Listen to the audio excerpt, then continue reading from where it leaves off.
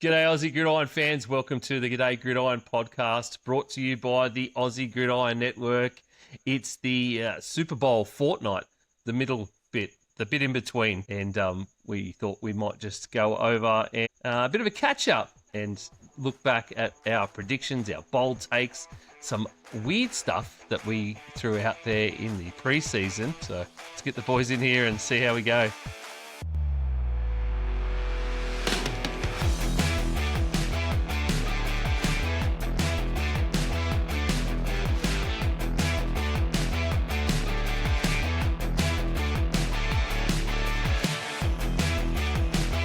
Hey Isaac, hey Brad, how are you going?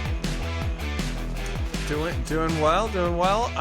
No, I take that back. I am not doing well. In fact, I'm pissed. I am upset about the travesty that occurred this weekend, and I'm sure everybody here knows about it. With the Hall of Fame committee not electing Eli Manning to this Pro Football Hall of Fame again. Correct, 2 times, Brad. Passed up twice in a row. How dare they? Oh, jeez. So, yeah, I'm doing all right. Oh, absolutely. A big fat no. That's what the Hall of Fame committee said to Bill Belichick. Let me tell you that. What an absolute joke. It is this day, this auspicious day when the Pro Football Hall of Fame have basically said, we don't matter shit anymore. And everybody here doesn't matter shit. And it doesn't mean anything because we're just going to act like a corrupt organization, essentially the NCAA at this point, Brad. Yeah. And they try and pass themselves off like as this, we're a public trust, kind of like the Packers, the people own us and we're there for the people. BS. When you don't elect arguably, or I admit arguably, but the greatest coach of all time. Not arguably, bud. Fact. Period. Well, yeah. I mean, I'm trying to be kind, but but when you don't, because Ian and I were talking about, or Isaac and I were talking about this in the green room, that to be we all know he's going to get in the Hall of Fame, but to be a first ballot Hall of Famer carries a little bit of extra cachet to it. And for him to be denied that is just petty. It's stupid. It's just people's ego and agenda. I feel like they're doing the same thing that they kind of got on him for or vilified him for. So it's just I hate it. I hated it. There's a little bit like some people are making excuses because he didn't reach the required 40 out of 50 votes to be a first ballot Hall of Famer. Which is just nonsense because it should be. They use the excuse, or the excuse came out as about Spygate and then Deflategate. You take those two things off the table. Number one, Deflategate was already disproven anyway by actual scientists. But if you take Spygate off the table, look at the rest of the body of work. It is ridiculous, and it's one guy, coach and GM, because it's not. You don't go in there as a coach. You go in there as, I can't remember the term they use, but it's essentially coaches and GMs other officials, all that are lumped into this one category. And contributors, something like that. Yeah, and he has to be the single greatest, considering he was a coach and GM for that amount of time.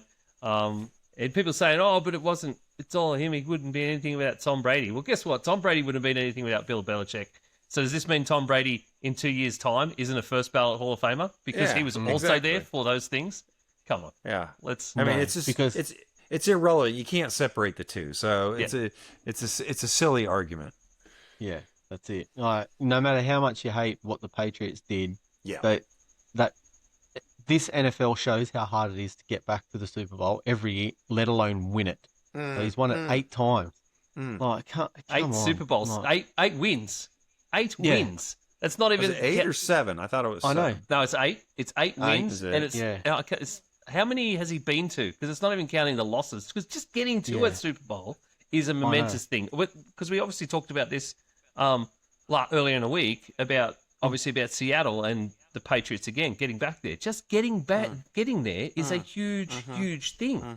So 100%. And like we talk about McVay these days, and they talk about who's the best coach in the game. McVay, he's got there 3 times. No, twice. Yeah. And he's only been there twice, and he's won it once. Yeah. Like that.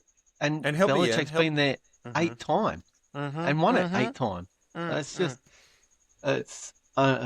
anyway. And he goes into the Men's Hall of Fame because he's dating that 21-year-old, 22. Correct. The Men's Hall of Fame. What a man! So no, she's a pain in the ass. She's a pain in the ass. I think she's one of the sole reasons that he's not getting an NFL head coaching job. To be honest, because you're taking on two things. Anyway, let her finish her degree and then come. Anyway, yeah, and then he can go let her finish high school. So Bill Belichick has been to 12 Super Bowls, won 8 of them. There's only been 59 Super Bowls, and he's been in 12 of them.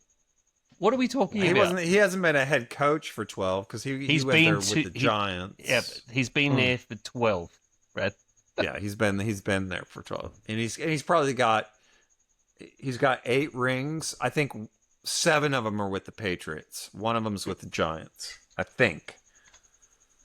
I'd have to fact check that. I actually think it's 8 with the Patriots and 1 with the Giants. I think it's 9. I think it's 8 with the Patriots. I saw something today that he has 9 Super Bowls wins, and I'm pretty sure that's what it is. Okay, and then it would be 8 and 1. Yep. Okay, yep. Mm-hmm. Yep. Okay. So, but yeah, he's been Crazy. in 12. He has coached in 12 Super Bowls out of 59, and we're not saying he's got the most wins ever by any coach. Yeah. The only thing that I think that may come out of this could be like just the backlash. I'm hoping is severe, and then make the writers. It's already been transparent. massive. It's already been massive, Brad. Like people that played against him, like players, coaches, or saying this is ridiculous. And it people is. that were heated rivalries with the Patriots at that time were saying, no, this is dumb, this is wrong. Because no one person has more affected the game of football than Bill Belichick. In every way, good and bad, positive, negative. I really hope they can't, but I really wish they would make public those people that voted against him. And I know one person. I was reading his article to Isaac, but his defense was that there was 3 other players that so they get 5 votes. Deserving. They get 5 votes. They can only pick 3.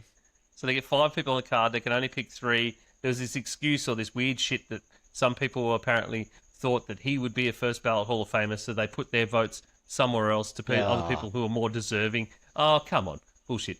So he only needed 40, which means that at a bare minimum, at a maximum, 11 people didn't vote for him on that ballot as a first ballot Hall of Famer. So you can't tell me that 11 people all had that particular thought process. No, that's not how that is. There's people in there, journalists that would have been pissed off with the way he treated him when he was a coach, or all this sort of nonsense, and it's just biases that shouldn't exist. Again, just petty. Because then it starts making you think, and this is some of the other stuff I heard today, is it starts making you think about the other guys, the players especially, that have missed out on first ballot and have even gotten to the point where, because they only have them up for ballots 3 times and then they don't put them up again. I think it is. I'm pretty sure it's 3 in a row. Oh. Or just 3 in general. Okay. So they go on there as a nominee 3 times, and after that they can be brought back, but it has to take like a special dispensation or something like that. And so there's something like that. Rarely does that happen. Yeah. So it's like now there were questions about what about these guys that have missed out that are quite clearly good enough that they should have been on? Is there some kind of biases that were affecting them not getting the required amount of votes to be on in the Pro Football Hall of Fame? Yeah. And there's guys in the Hall of Fame now. I watched an interview on McAfee today with Jimmy Johnson, Brad, and he said straight up, he goes, "This is bullshit. These assholes just didn't want to vote for him." And this is an 82-year-old man, 86-year-old man, and he's just like, he was firing off at the hip, and he's a Hall of Fame coach. He has that gold jacket. When he gets in, when Belichick does get in, I bet you the outpouring of support will be huge. So I guess that'd be the one benefit. Yeah, well, they're saying that you watch next year now, it'll be 50 out of 50 votes. And it's just like... Well, that'd be kind of cool. Yeah, it would be kind of cool, but... unanimous. Unanimous, but then you know it's unanimous because everyone blew up about it and they basically called them false. So what are you... I could also see... Man. I asked a question of a journalist today on Twitter. I asked a question today to a journalist on Twitter who was posting about this, and I didn't really get a response. You don't often get them. But I wondered whether when someone gets nominated and the votes come in, do they then have to accept that nomination? Or even when they get nominated and they put it onto the shortlist, do they get told about it? Do they have to accept the nomination? Similar to like if you get voted to a board, someone nominates you, you've got to say, yes, I accept that nomination so that you can put yourself up to be voted for board positions. I wonder if that's the case with this, like whether that sort of happens. Obviously, no one would have ever said no when they're nominated for the Pro Football Hall of Fame. But I then wonder now whether Bill Belichick would be petty enough to just go, no, screw you. But, you know, he apparently this guy, he absolutely loves the Hall of Fame. He's told stories about going there with his dad when he was a kid and going through all the downstairs section where they have all the books and all this sort of stuff. And he just adores it. Like, he thinks so much of the thing, but I wonder if that's just sort of tarnished it for him a little bit now. Yeah. Oh, yeah, I wonder. If I could just share my screen, I'll show you Bill Belichick when he accepts a nomination next year, if you want. Go. This would be fantastic. All right. This one. That's it. All right. Can you guys see that? Yeah, he waited until he... Let's go. And this is Belichick when he gets accepted into the...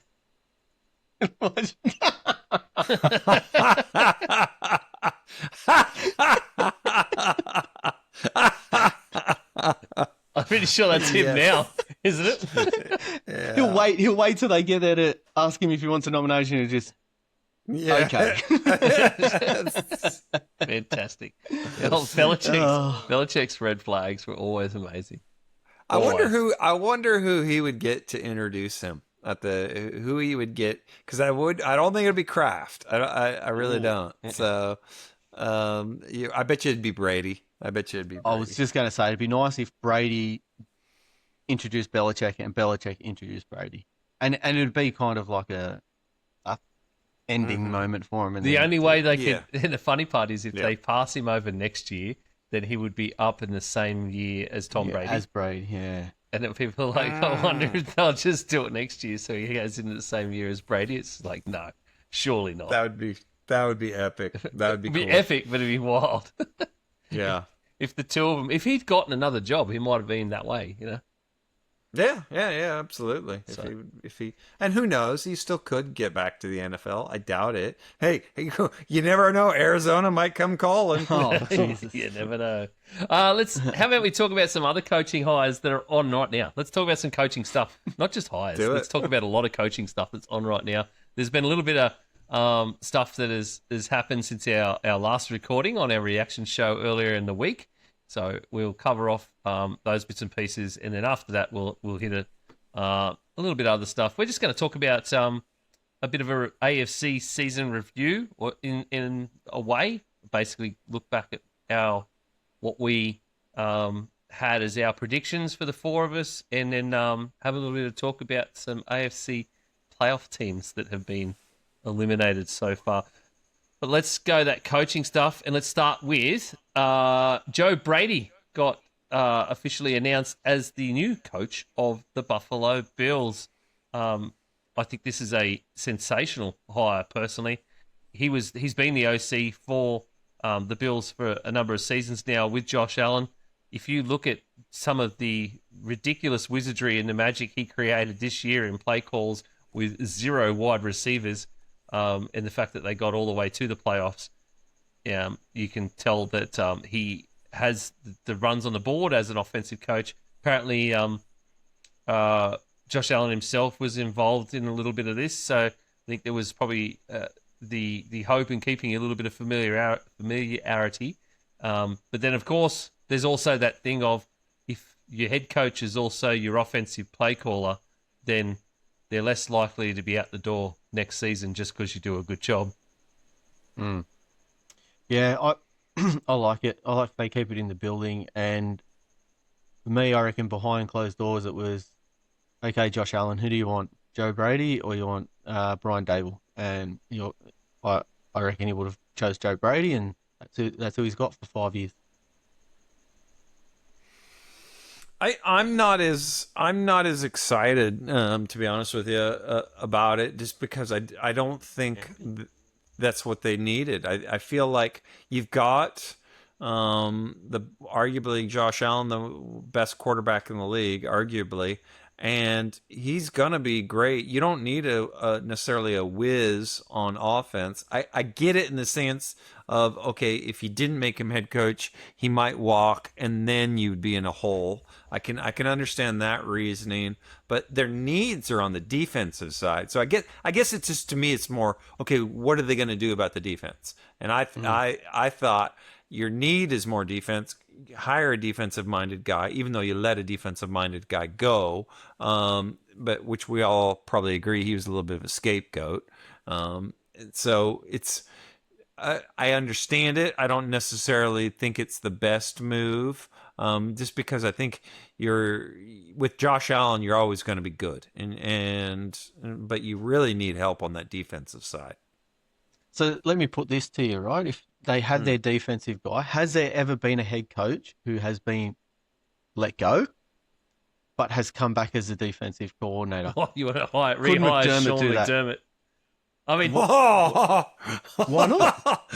That would be epic. The sights are already on Terry Pagula because of this move anyway. Because not only with the Sean McDermott stuff that we all talked about when he threw him under the bus and then weirdly threw Keon Coleman under the bus, but he talked about the fact that Keon Coleman was the coach's pick. Now, Sean McDermott, yes, head coach, but was also the defensive coach. Who was the offensive coach when they were talking about that, making those decisions? Joe Brady. So you would have had to thought Joe Brady's been high on him. So then you just go and hire the guy who would have been high on the kid that you just threw under the bus for shouldn't have picked him, or presumably Brandon Beans talked you into that fact. Yeah, so it's just the sights are squarely back on him again. It's like, well, what are you? Yeah, but they kind of had to make this move though. Like they needed a coach. They did. They needed a coach. You could have hired Brian Daboll. Yes. Joe Brady's name has been heavily in head coaching circles for the past 2 seasons. So, he interviewed like for almost all the positions this year, like 3/4. Correct. And I think if you hadn't hired him for this one, I think he would have already been announced as another one. Like it would have just been done and dusted.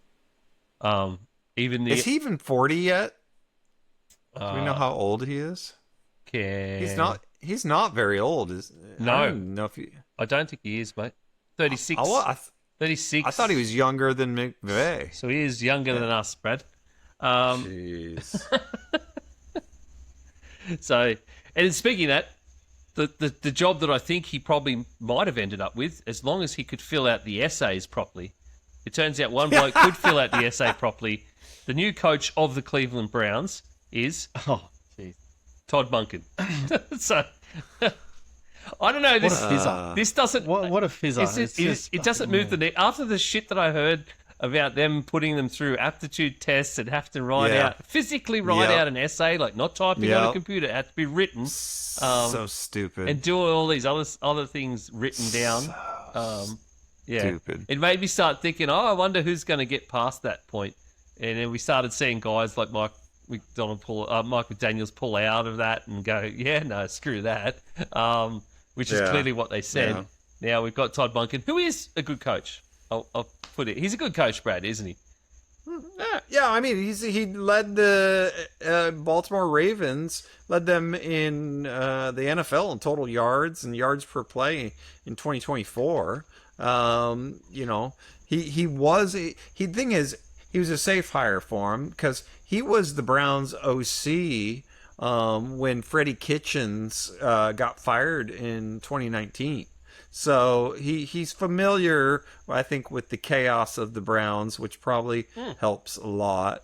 But you're right. I read that about just all those psychiatric tests and all that. But you know what? My question is, who wouldn't be clamoring for that job when you've got Pro Bowler Shadur Sanders? I mean, really? Oh, Hasn't that been a blow up this week? Let's just hold on to that one. I want to talk. We might revisit Pro Bowler. We might revisit.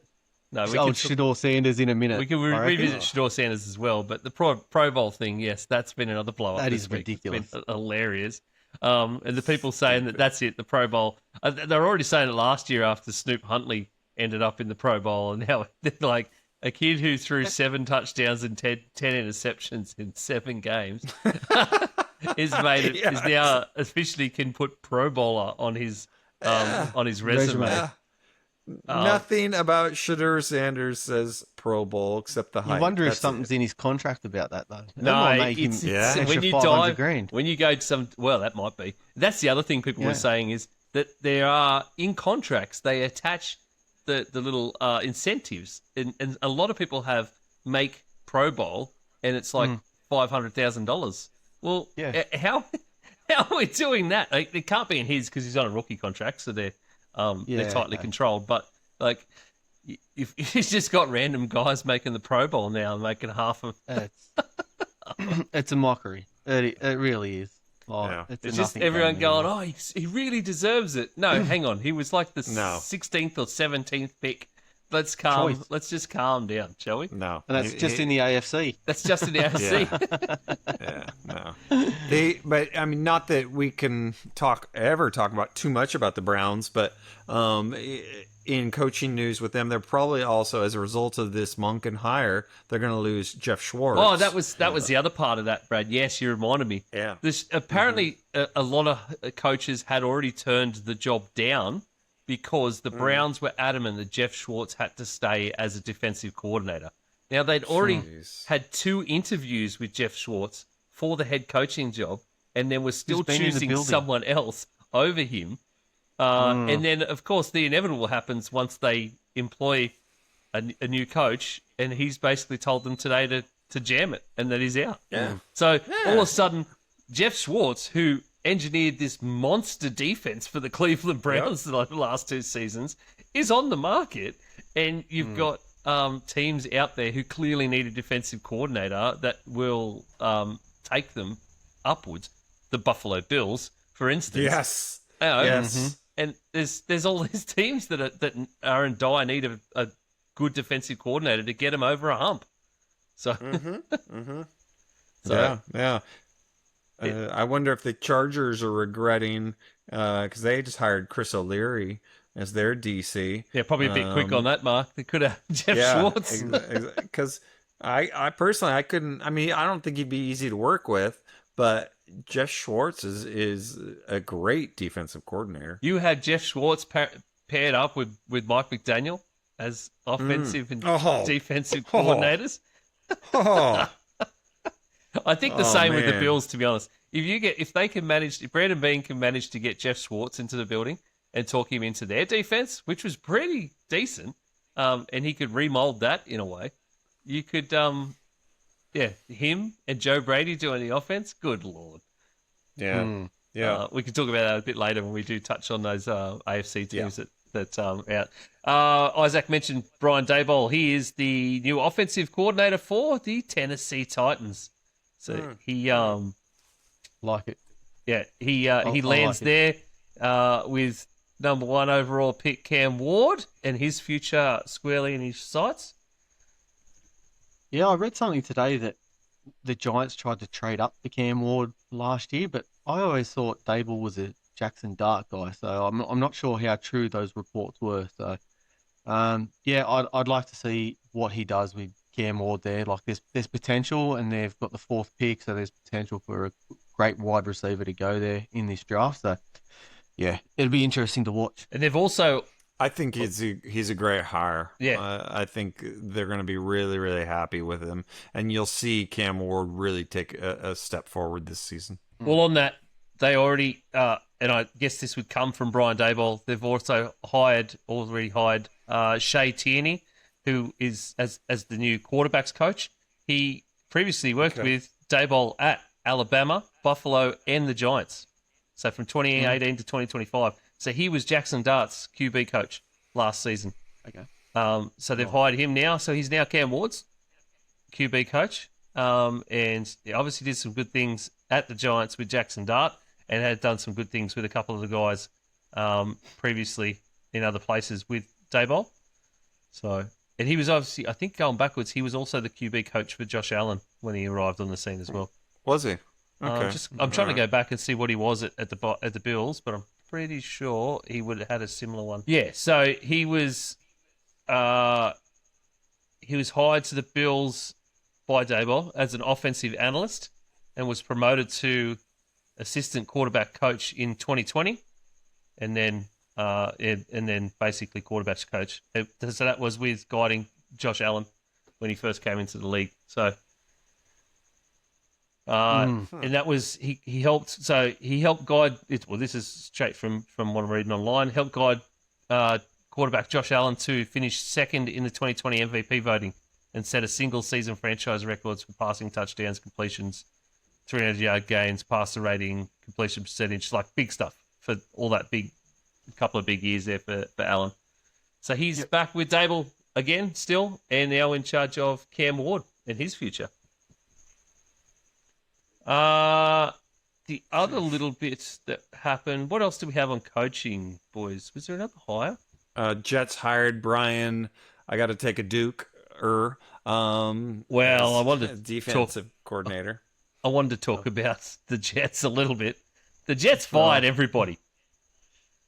The Jets literally fired everybody. They fired our offensive coordinator.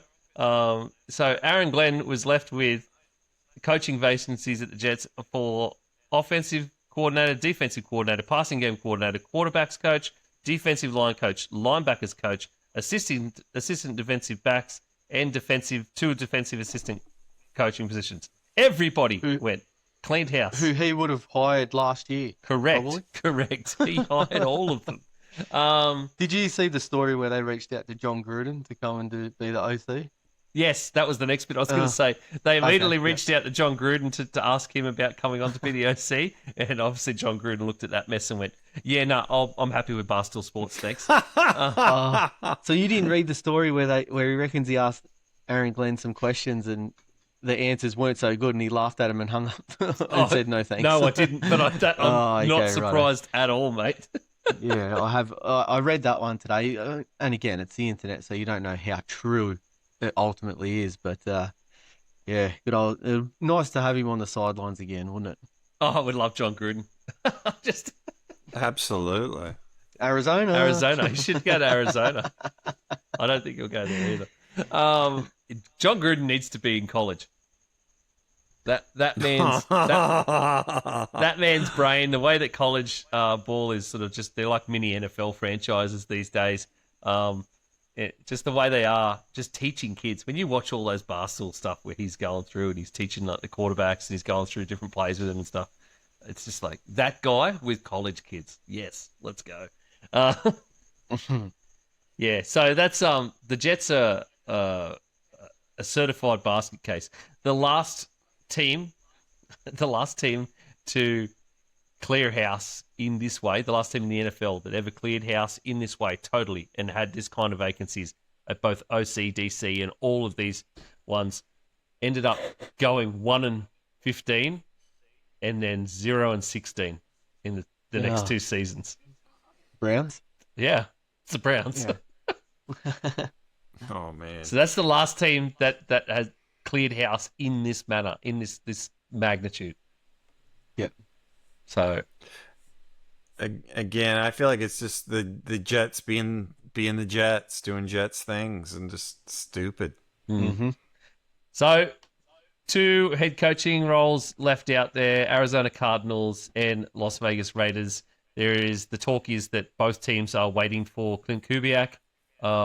So Clint Kubiak has the most hilarious thing he's able to do now is not only win a Super Bowl with the Seattle Seahawks, but then sign back on with the Seattle Seahawks to be OC for another season. Just say to everyone he's staying there and wait for a better job next season, which is probably going to be the Bengals, to be honest. The Raiders job's pretty good. Oh, if you're looking at Arizona and the Raiders job, you've got your tight end. There's a little bit of work on the offensive line, the defense. You got Crosby, you got Genty. They're okay. You're probably going to get Mendoza, so you've got something to work with. As where if you go to Arizona, they're okay. Jesus Christ, but that's a hard slog. You could also just hang in there. You could win a Super Bowl and hang in there and have another good season with a team and just hope that Zach Taylor just screws it all again and end up with Joe Burrow and Jamar Chase. So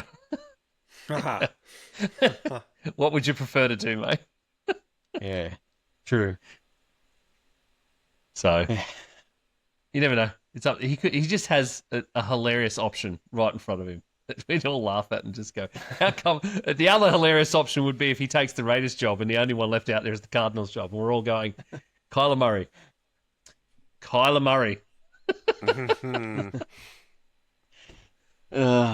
Yeah.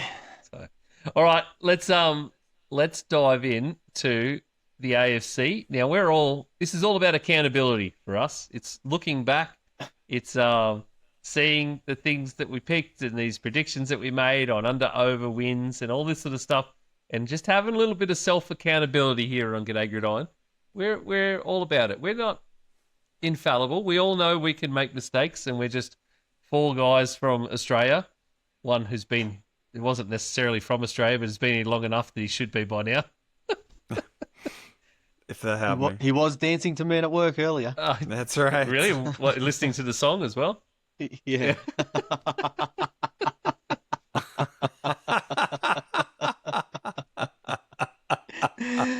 Touche. He did also tell us last week that he's the only one in his family that's not actually an Australian citizen yet. Yeah, I am. So the kids got the dual citizenship before he did. Yes, they did. So, and how many years have you been here now, Brad? Coming up on 12, so I'm 11 and change. Yeah, so you're local now anyway. Yeah, exactly. Yes, something's got to be done about it. You'll have grandkids before you be a citizen. Oh, yeah, man, maybe. So it is all about accountability. So we'll just quickly run through the stuff we picked on the AFC and why we're splitting up, why we're doing just AFC, because we not only want to talk about this stuff and be accountable for what we did earlier in the season in our predictions and go over those recaps a little bit, but there was a fantastic idea by one of the boys that we go over the playoff teams that didn't make it to the Super Bowl and what kind of things do they need to get back to the playoffs and get over that hump again next season. Like, what can we sort of look for in those teams specifically? And then later on, off season, we're going to do a deep dive into every single team anyway. But we're going to have a bit of a look at those specific playoff teams now from the AFC, and then later on, coming up next Tuesday, we will do the Tuesday or Wednesday, we'll do the NFC, and then we'll hit. Of course, that'll all be finished, and then we'll look at Super Bowl preview from that point onwards. You beauty. Let's go. So, boys, let's start with the AFC East because it's the first thing on my spreadsheet. We had Patriots at 7.5 under-over wins. Brad, do you know? Did you pick under or over for that, Brad? I'm thinking that I picked the under. You're not alone because I did the same. Nick and Isaac both went over, so they're the geniuses here. With their cupcake schedule as it's been coming out. Yeah, turns out. So yeah, that went down in flames. 5.5 for the New York Jets, Brad. The Jets ended up. The Jets ended up. Probably took the over. How many? They had 3. So, yeah. I can't remember what most of it. Brad didn't put anything in For the Jets? Yeah. There was one section that Brad didn't fill out properly. Yeah. Yes. He took the unders for the Patriots, and that's it. Yeah. In the East. Didn't want to pick the rest of the division. The rest of us were all over on the Jets at 5.5, and they end up with 3 wins. Silly buggers we are, aren't we? Buffalo Bills were at 11.5. Not sure where Brad would have gone over 11.5. We all. Yeah, I would have. I would have. We all went over 11.5. They got 12. So there you go. Big tick for us. There we go. 1 out of 3 so far. We're doing well. One for the good guys. One for the good guys. And then the Miami Dolphins 8.5. We all went under. Brad, what would you have done? Under? I would have definitely gone under. All right, 7. So there we go. 7, yeah, not bad. So unanimously 2 out of 2 out of that. Nick and Isaac get 3 for those. Beautiful. What a fantastic division the AFC East is. Now let's get on to an even better division, the AFC North. This turned out to be an absolutely poo division this season, didn't it? Yeah. Yep. All right. Didn't it what? So I'll run through them quick. The Browns at 5.5. They ended up with bang on 5. We all went under. So look at us go. I'm not even going to claim that. It's the Browns, for God's sake. I'm taking it. I've got to. All right. The Bengals, 9.5. There was a bit of a mix. I went under. Yeah, I went over. You're the only one that went under, actually. I'm the only one who went under. No. They got 6 wins. Yep. Okay. Yeah, nice. The Ravens, 11.5. We all went over. Good Lord. The Ravens obviously tanked the crap out of this season, didn't they? Oh, yeah. And how? Yep. So them with their 8 wins, but it was a lot of, I guess, garbage time wins, you could call them, late season stuff. Yeah. And what was Pittsburgh? What did we do with Pittsburgh? 8.5. We all went under. All went under. Is it? Yeah. So we all got the Browns, and I'm the only one to pick something else. Yep. That's it. I actually think, from memory, I did that to the Bengals because I thought that I thought they would go against their usual early season thing where they would win, then they would just finish badly. Like there'd be a real poo middle season. So. Yeah, they were shit all season. Yeah, they were shit all season. As soon as Burrow got hurt in week 2, they were done. It was a little bit of fun, a little bit of life to them at points, but especially once they got Flacco. Flacco, yeah. What a legend. All right, AFC West. The Chargers, 9.5. Nick and Brad went over. Me and Isaac both went under. So 9.5. They got 11, the Chargers. Yeah. Oh, nice. The Denver Broncos, number 1 seed Denver Broncos with 14 wins, had a 9.5 under-over prediction, and we all went over. Under. Oh, we did. We went over. Yeah. We're on. For sure.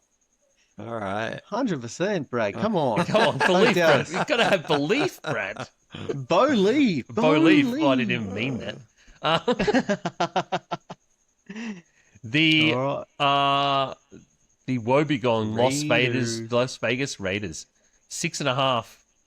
I am ashamed to say that myself and Brad went over 6.5, and Isaac and Nick went under. Yeah. And then the Kansas City Chiefs, who've missed the playoffs for the first time in a decade with 6 wins, they had an 11.5 under over. Brad went under. Yeah. Everybody else went over. Okay. So Brad gets the chocolates on that one. I get the win. And my new favourite division, the AFC South. It's not really. That's me being facetious. What do we got? The Indianapolis Colts at 7.5. They got 8 wins. Brad went over. The rest of us went under. Yeah. Wow. Well done, Brad. Well done. Look at Brad go. I'll take that. The Tennessee Titans, who ended up with 3 wins, they had a 5.5 line. Brad went under. Nick was the only one that went over. Over, yeah. Okay. So, The Jaguars, Jags, 7.5. The Jags ended up with, what was it, 13? Yeah. And we all went over. Good stuff, boys. Sweet. Good job. And the Houston Texans with that stellar defense. I don't think any of us predicted that defense was going to be that good. I knew it was going to be good, but not that good. 9.5 wins. They ended up with 12 for the season. Nick and Isaac went over. Why are you and Nick always the same, Isaac? Good Lord. Because we're like-minded Simpatico. humans. It's that NFC West nonsense. Yeah. And Brad and I went under. So Okay. All right. So What's next? that's it. That's all the divisions. That's all the AFC Yep. divisions. I think Yep. I haven't all tallied that up. We did all right. I reckon Brad got more than anybody right, actually. I don't know. No. I might tally it up. so. So if you're Tally it watching up. now on Let's do a YouTube, tally. you'll see a tally come up on the screen, Okay. right? Yep. Yeah, so I'll do that, and I'll tally it up. And if you're not watching on YouTube, why are you not? Go to YouTube, watch on YouTube, subscribe, like, comment, please, because it gets us out there. And also check out a whole bunch of shorts and reels that Isaac puts out every week as well. And make sure you do that because, new eyeballs, new ear holes listening to us constantly. Be great. All right, boys. Well, let's have a quick look through those AFC playoff teams that didn't miss it. We'll quickly go through them, and you boys can give us a little bit on what you think they need to get back here again in 2026, and then even further than they did get. So let's start at the bottom. We'll just go through them in order of where they finished the season, because I think that's the easiest way to run it right now. Yep. Los Angeles Chargers. The Superchargers, of course, were out in the wildcard round. We didn't really expect much of them in the playoff because they were incredibly banged up for the entire season. Isaac, what are we thinking about the Chargers getting back to playoff football in 2026? Of course, new coaching hires. We've been talking about those.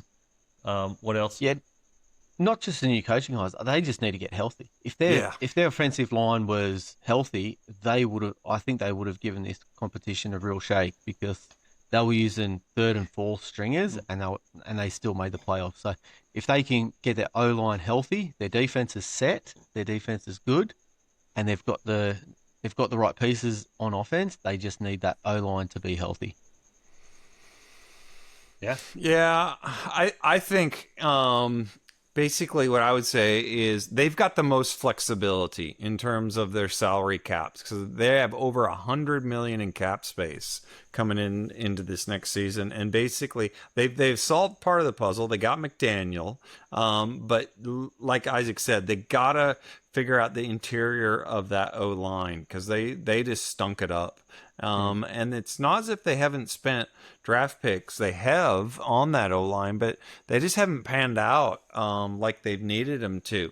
So they've got to, I think, just go out and use that money with free agency and get some proven guys. And then they got to do something at cornerback as well. So they were a little weak on the cornerback, but I think overall they're going to be an exciting team because I still have faith in McDaniel. I still have faith in Harbaugh.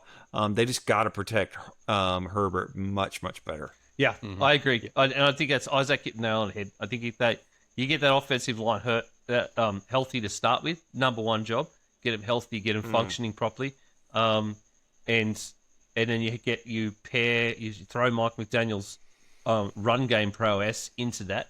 And then obviously you get that Jim Harbaugh just ethos around run game as well.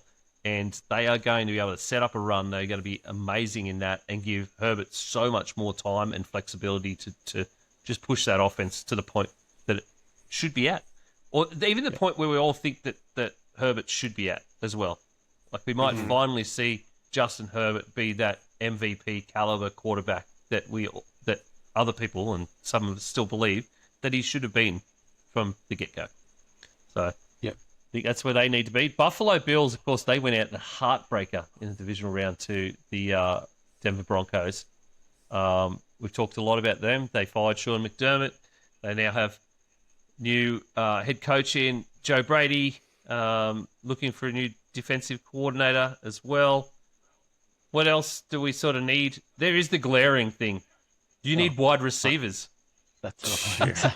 I was going to say 2 words. That was it. It was wide receivers. You need wide receivers. Go and get some. Because that offense is not going to look much different with Joe Brady as a head coach as it is with the OC.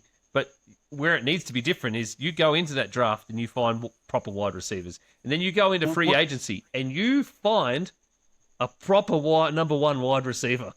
Sell the house. They probably don't even need to spend too much. Like what's stopping them just sending Tyreek Hill's value would be pretty low at the moment, right? Yeah. He's coming off. Give him a 5th or a 6th round draft pick and just say straight spot for Tyreek Hill. You wait till he gets healthy. You spend a bit of money in free agency and get what you see as a wide receiver 2. And then when Tyreek comes back, get him in there and get him started. Can I throw out something that I really think needs to happen with the Bills or them to be able to get that proper wide receiver, to get help for Josh Allen, to get weapons for Josh Allen? Josh Allen needs to change. And in what way? I think it's his contract. Like, at what point do you stop just taking money and you start taking the early Patrick Mahomes days where you took like more favorable deals, or you renegotiated or restructured your contract to help money come back into the kitty so that you can afford to get a weapon so you can go to a Super Bowl. Because we've watched Patrick Mahomes do it for 10 years now, and look at where they got to and the success that they've had. They gave him the huge contract, the big long-term one, the $55 million a year, and every year Patrick Mahomes restructured his contract. Patrick Mahomes restructured his contract. And why was he doing that? To help pay for everyone else. He knew he was getting the money eventually. Here's the name you'll watch out for. Down the track. I reckon. Yeah, go. I reckon the name you'll watch out for if they want to spend big, go and throw some money at George Pickens. He showed this year that he can be the guy. When CD was out, he was the guy, and they should have gone in for that to start with before the Cowboys even had a shot. Sorry, Brad. No. I get it. I understand what you're saying. The reason they didn't was because of all the baggage that came with him last year. Dallas, I think, would virtually match, because he's a restricted free agent. They would virtually match any offer. I agree with you, though, that they got to do something with that wide receiver room. Dalton Kincaid is a fine tight end when they come into 12 personnel. Like, he creates a lot of mismatches, but he's not, I wouldn't say he's elite. And then yet he's their probably best guy. Why can't they go out and get a because isn't Mike Evans, isn't he available? He's a free agent. Yeah, he's a free agent. I would go get, they need speed. They need somebody that can blow the top off. And I know that they kind of were hoping maybe Coleman would do that, but he's not. He couldn't create any separation. I would look at like a Romeo Dobbs, that type of thing. So you really, I think you have to address that. But they don't have any cap space. They're already like 11 million over the cap. So you're spot on. They got to restructure the deal, because a rising tide floats all boats. So they have to. And then also what people don't realize, and because it's not sexy, but is their Connor McGovern, their center, who has played really well, and one of their offensive guards are both free agents. And you do not want to lose that interior of that line, because those two have done really well. And then on defense, they've got dudes, but players, but they don't have dudes. So they don't have studs. A lot of guys that I would give the C grade and that type of thing, but they got to start hitting some home runs and getting some A and B style players in there. I mean, Bosa was fine, but he had nobody else, and they didn't have any depth, and there's a lot of holes on this team, I think. And it would not surprise me at all if they actually regress a little bit next year because of their salary cap situation. And the way McDermott built that defense, he built it for a really light kind of, they were heavy on the safeties in terms of they asked a lot from their safeties, but they were not big body dudes. And I think they need to transition a little bit, but that could mean regressing. So isn't it funny that it's a tall order. So many holes for a team that got to and competed so well in a divisional round. Yeah. So in reality, a few small fixes might get you another step closer again, but then you've got to get past the conference championship as well. So but they just got to keep the dudes they do have, like McGovern. But then you're right, they got to add to it. Yeah, exactly. Houston Texans. Of course, they had a stellar number 1 defense in the entire league. That unbelievable defense that just absolutely bodied people down the stretch. Some teams just couldn't stand up to it. Great teams couldn't stand up to it down the stretch later in the season. There's a big glaring hole, though, isn't it, Brad? It's the opposite side of the ball. The offense, yeah. And specifically the offensive line. They played well in the last few weeks, but overall they didn't play well for the whole season. So unless you have real faith that they've kind of turned the corner, I would not stick with that offensive line. Again, the Larry Tunsil thing, I think it was just a mistake. And I think CJ Stroud, the reality is he panics. He's panicked this year when he was getting pressure and he was having to play hero ball. And he was actually, I felt like he was worse than when he was as a rookie. So you're going to have to work on that O-line, specifically center. You need somebody at center and right tackle in there. Your skill positions are fine. Nico Collins, Tank Dell, that type of stuff. You're okay there. I'm not sold on Dalton Kincaid, or sorry, not Dalton Schultz as their tight end. I think he's okay, but he's getting a little older. You need a little juice. And you just need depth at the defense. So overall, I think these guys are actually in a better position than, say, the Buffalo Bills, if they can just tighten up that O-line. See, I'm different. I'm trading away CJ Stroud. Okay. If there's one team that needs a quarterback and has multiple first-round draft picks, it's the New York Jets, and they're dumb enough to trade for CJ Stroud. Actually, that's not a bad idea. Before you said the multiple picks, I thought you were going as a Vikings thing. Then I thought you were going to troll me. But yeah, I'm serious. Like it showed in the playoffs that he's not there. He's not their guy. And if you remember at the season when they went on that 10-game run, it started with 3 games of Davis Mills because CJ Stroud was out. So Davis Mills comes in, gets the offense going, and then Stroud comes in and does his bit, gets them to the playoffs. Yeah, but it all started with Davis Mills. He got Nico Collins going. CJ Stroud wasn't targeting Nico Collins. He's your main guy.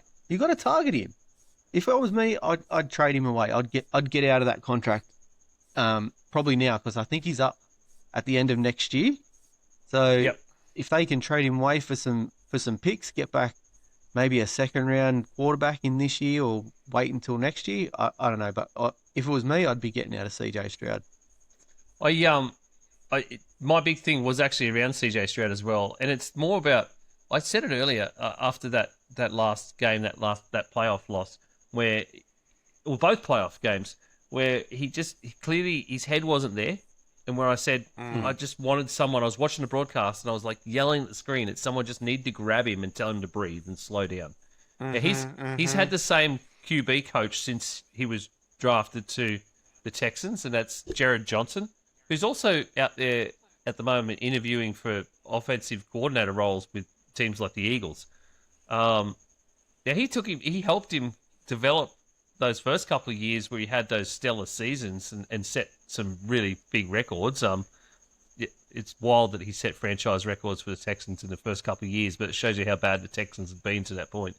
But he was still there this year, and it seems like his development stalemated yes, I know he was injured, and it's tough to develop at that point, but there would seem to be like a stalemate. And I wonder whether they just need to get a bit of a coaching change going too, and maybe get someone who can handle him a little bit better if they are going to keep him. But I kind of agree with you, Isaac. Maybe it's time you just move on from him. If you can't get someone this season too, you might still get Davis Mills back again just to be a bridge QB for a year, or pick up someone else that might be out there as a bridge QB. Well, I just thought of another one as we were sitting here, but I'll leave that for the trade ideas that show that we have coming down the track. Perfect. And well done, mate, for throwing that out there. And hook and tease. Yeah, great. As they say. That's how it should be. Let's quickly move on to the next one. And let's quickly move through the next one. Pittsburgh Steelers. Of course, with new coach Mike McCarthy. I dearly want to get your brother's take on this, Brad. But it's he sent me a text. He said 2 words: old and boring. But that's what you think of when I want to get his reaction to the press conference, to the opening press conference, when McCarthy was in tears before he barely got a word out, just about the fact that he's there now as the new head coach, and and he's been a Pittsburgh boy since birth, since he came out of at Mercy, is what he said, and and all this sort of stuff. He's focused on getting the Super Bowl back there and getting anyway, all this sort of stuff. Pittsburgh Steelers got to 10-7. Mike Tomlin has exited. Mike McCarthy comes in, par for the course. They don't have a quarterback. They don't have wide receivers. Well, they do, but they're all old. They don't have an offensive line. They're stuck with tight ends, thanks to Arthur Smith. Where are we going with the Pittsburgh Steelers? The defense is okay, largely good, led by future Hall of Famer, if that means anything these days, TJ Watt. But where do they go from here, Isaac? Anywhere? I vaguely remember saying the same thing at the start of this season about what we're saying about them now. And they make the playoffs. Like I just don't know. It's because of the deal with the devil. That's the only, and that doesn't exist now. Well, what deal does Mike McCarthy have? Who knows? But he's got a deal with an all-you-can-eat buffet. I'll tell you that. He does. The dude has not lost any weight. That's for sure. Oh, mate! Somebody give him a suntan and a diet, because that guy is about to pop like a pimple. They need to get him in the weight room with TJ. Just get him on a strict workout schedule every morning. Yeah. But what do they do? To answer your question, where do we go? I don't know. I'm not sure either. I really don't know what the answer know. is. Brad, have you got any answers at all? Well, they've got some salary cap room. They've got about 30 million in salary cap space. So they can spend some money on some of their getting maybe a couple of meaningful starters. They got to get some depth. Because there's potential free agents. You've got their left guard Isaac Samalu, he's a free agent. Kyle Duggar, their strong safeties, free agent. Asante Samuels, the cornerback's a free agent. So I think you got to try and keep those guys. They're worth keeping. Connor Hayward, their fullback. Some of it also depends on like the system that Mike's going to go for. But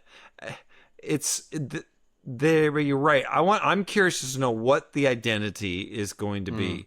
Are they going to go after? Let's say Rodgers doesn't come back. Are they going to go after a bridge quarterback? Like Malik Willis or something like that, or are they gonna try and take a flyer on a young guy, who drafting? I don't know, but I think it all, they're gonna shore up those things, and then the QB situation is the biggest. Yeah, because there's not not really that many amazing quarterbacks coming out in the draft this season either. No, not really. No. So, but yeah, they are in a situation where obviously apart from Mendoza, who's going to go number 1 overall, even though the Steelers are way down the list in draft order, where they could still pick up one of the other guys that might be second or third in that list, even to develop at some point, but they're not going to be ready. Yeah, but they drafted that kid last year. They're not NFL ready. Oh, they did too. Forgot all about that. Who was that young QB that they drafted last year? So I don't think they need to go QB. I think they stick with the process and try and develop the guy as if Aaron Rodgers isn't coming back. But if Aaron Rodgers comes back, great. But yeah. Well, it sounds like they want him back at the moment. Yeah, well, I would too. You got your 10 wins. Yeah. I mean, yeah. And the thing about McCarthy too, also, is he's kind of notorious for not necessarily liking the rookie quarterbacks or the young He prefers veterans. So I think he'll do everything he can to keep Rodgers. It sounds like they've kind of buried the hatchet, even though when McCarthy left, it sounded like he was leaving when he left the Packers because of a lot of tension between him and Rodgers. But that all sounds like it's in the past from all accounts that I've read. All right. The Jacksonville Jaguars got so close, but ended up losing in a wild card matchup to the Bills. That was incredibly close in that matchup. Where did the Jags go in 2026 just to get back here? Of course, their division itself is a bit of a weird one. It was always traditionally a soft division, but now the Colts have obviously found something, and now we've got the Titans who might be on the up, and then you've got the Texans who obviously we talked about already. Are very good. So what do they have to do to overcome this division, number 1, to get back to the playoffs, but number 2, get past that wild card round? I think that for me, the distance is very small. That offense played really well. The defense played really well. In terms of they ranked both of them in the top 10 in the league this season. You saw Trevor Lawrence settle under Liam Cohen in his system. Brian Thomas Jr., he may have had a little bit of a dip, but he's legit. Jacoby Myers really turned that offense around when he came in. Parker Washington was a huge breakout hit. You did this all without the guy who you traded up for, Travis Hunter.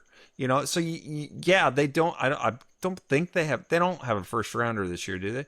No, because it went to the Browns. Yeah, right. Okay, so corner is a big need. I think you're going to see Travis transition more towards the corner because he wasn't that great of a cornerback, statistically speaking, and I think he just needs to settle into that role. Personally, I would just say, dude, you're a cornerback. We're okay on offense. We need you at cornerback. Devin Lloyd is a free agent, so you got to figure out what you're going to do there. He could be a big miss if he goes away, but that front is strong. They got a good offensive scheme. They're not going to be missing anybody huge. They don't really have any cap space at all, but they've got 4 picks in the top 100. So you just are you thinking maybe just another year under Liam Cohen? Yeah. Just strengthen that team as a whole, strengthen the so. philosophies and the ethos, and maybe add a couple of pieces. If you go by what the NFL.com with, obviously, Daniel Jeremiah has already put out a mock draft. Good Lord. Oh, jeez. Yeah. Okay. They're saying their biggest needs are at cornerback, linebacker, O-line, safety, and then wide receiver. Okay. So that seems to line up with that. I mean, it's when you don't really have any holes, cornerback safeties are the best thing to take. Really. Yeah. And the great thing about that is that they could need somebody in addition to Hunter, but you've got a potential stud there that you drafted, so let him be that stud. I don't think they need anything. I think they got it in the playoffs. That is what they need. They need experience. They just need time. And they got beaten by the more experienced playoff team. Yeah, well Travis Etienne had a bounce back year. Like everyone was writing him off at the start of the season, and then they felt good enough in Bayshell Tootin to trade away Tank Bigsby. So your offense is set, like Brad was saying. I just think they've just got it. They'll be back next year, I believe. He is a free agent this year at ETN, so I wonder what they'll do with him. Yeah. Well, after the year he had this year, I'd be bringing him back. Absolutely. Mm. Yeah. Denver Broncos. First overall, they got the number 1 seed, 14-3 record. Ended up losing in a weird snowball to the New England Patriots to just miss out on that conference championship and getting to the Super Bowl. They took a massive step from 2024 to start with under Sean Payton. Huge step where that team was competitive, but not through a whole season yet. This season, we saw them in a lot of close games, win those close games. They were battle tested. They did all the right things, but some things just sort of didn't fall their way. The luck didn't fall their way at the end of the season. Is there anything that they would need, do you think, like things that just stood out that they need to maybe tighten up to get that win over the Patriots, or just get that win in the championship round just to hit that Super Bowl? Because they're almost there. They're at the smallest step, yet it's the biggest one. They need one thing. Their quarterback. Their starting quarterback. Do you think, like, hypothetical, would they win that game with Bo Nix other than Jared Stidham? It's tough. I think the portion where it wasn't snowing would have been better and more complete, because and not so much because of Jarrett Stidham. I think that was just time with players. I think that was just the way that communication and the familiarity and all that kind of stuff with your own playing group. I don't think Stidham had that with those first teamers, because of course he wouldn't have been taking reps with them for years. So I think you're right. I think in that first half of that championship game last weekend, it probably would have been better. And if their defense, let's say their defense still played the way it did, and they were better, I think they already had, the Broncos already had the Patriots number, if not for a couple of dumb decisions and then wide receivers dropping passes that they shouldn't have dropped. So I think yes. I think the answer to that is yes. I think it would have gone different. I think they would have won the game. Yeah, the way I say it, I think they can win with Bo, but they need better surrounding cast. They gotta right now that offense is functional. It works, but you need a weapon on that offense. You need it to go from ho hum, blue collar, I'm going to drive my pickup around, to you need a little bit of a race car, something with some attitude. And so I think they need an upgrade at tight end as well. And they need a different type of running back. I know it's easier said than done, but Sean Payton loves that versatile running back, Alvin Kamara. There's only going to ever be one Alvin Kamara, but go and try and find yourself a multi-weapon running back, and I think that would fit better with that team. So defense, they're fine, but you could get a little younger at linebacker. I mean, you got Greenlaw and what's his name? They're getting a little Ufanga. old. Yeah, but I really think if you add a number 2 wide receiver, if you upgrade that tight end spot and get some a little bit more depth, because you can't count on Dobbins staying healthy. And then I think you do those things, you'll be fine. You don't need to break the bank, in my opinion. So I'm a little different. I think they can win with Bo, or at least maximize it while he's on this rookie contract. Yeah. And I would give him at least one more year. I think the addition of Hufanga and Greenlaw was amazing, to be honest. Yeah, it was big. Yeah, they cooked him last season, and they weren't there and are available, and you just grab them because they are absolute playmakers and game wreckers on defense, and you grabbed them, and again they were fantastic for you. And that was a great move. So even though they're older, I don't think it's a bad thing. I think we always talk about that defensive players get better as they get older anyway. I know a team that really could have used them, but let's not talk about them.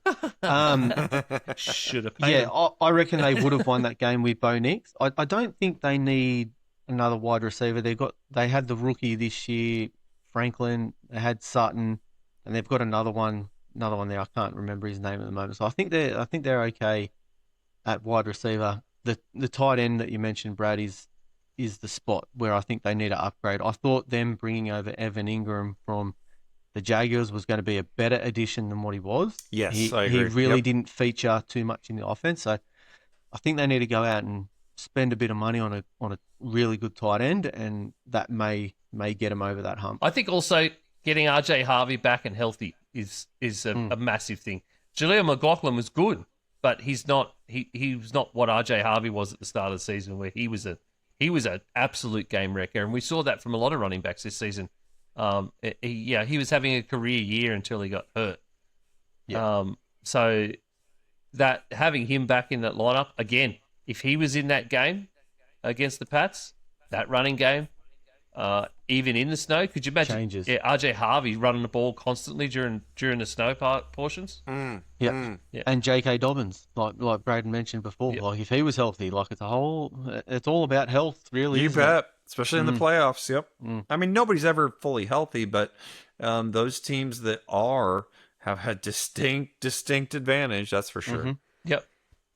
So that's the AFC, and where we think those teams, what they need to do, and of course they're the playoffs teams. They're the easy ones to talk about. With what they should do to get over the hump, to get back to the playoffs, and then get over that hump to get to a championship game, and then get to a Super Bowl. They're actually the easy ones to talk about.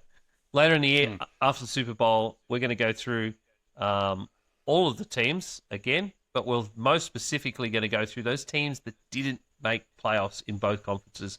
We're going to go through them all a little bit more in depth, a couple a week basically, just to fill in our off season and have a look at what they need as they come up towards free agency and the 2026 draft, because we'll know a lot more about the players that are going to be in that draft as well. And of course, we'll be getting closer to mock draft season and all that kind of fun stuff. So we're going to look at that later. As I said, we're going to hit the same things we've done tonight on the NFC side on next Wednesday. I'm just trying to think the day we're recording and when it's going to come out. It'll be next Wednesday, so you'll hear that on Spotify and Apple. Obviously, see it on YouTube as well. As I said earlier, if you really could, go to YouTube and subscribe. Just search for G'day Gridiron, and you'll find it everywhere. So go and do that for us. That would be super and amazing. And apart from that, socials at G'day Gridiron everywhere. Boys, it's been a fantastic talk. I love talking like this about this sort of stuff. Yeah, it's been good. Been great. So I look forward to the NFC next week, when we all get to talk about our own teams and what we think they need to do to get anywhere near a Super Bowl, since Isaac and Nick's were the only ones that even got close, Brad. Yeah, you could say that again. So the Vikings and the Cowboys conversations are going to probably be the most interesting ones in that group when we get to later on down the track. But we'll get to talk about the 49ers and the Rams and what we think they need to do to get there when we talk about them, those NFC playoff teams. So thanks for joining us. We'll catch you next week, and bye for now.